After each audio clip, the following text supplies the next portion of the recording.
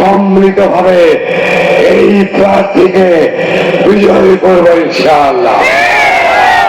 সারা বাংলাদেশে যারা এখানে এসেছেন সাংবাদিক ভাইদের ধন্যবাদ জানাচ্ছি। আজকে এই মিটিংয়ে আমাদের কেন্দ্রীয় নেতৃবৃন্দ বক্তব্য জাতির কাছে পৌঁছে দিলেন। আগামীতে ইনশাআল্লাহ এই 8 দল বাংলাদেশের মানুষকে মুক্তি দেওয়ার জন্য খুন, খুন, অর্থ পাচার, নির্যাতন, লুট থেকে বাঁচানোর জন্য সমৃদ্ধিশালী একটি দেশ গড়ে তোলার জন্য 8 দলের প্রার্থীকে ভোট দিয়ে ইসলামী শক্তিকে দেশ পরিচালনা করার সুযোগ করে দিবেন ইনশাআল্লাহ। সবাইকে আন্তরিক মোবারকবাদ। ওমা তৌফিক ইল্লা বিল্লাহ।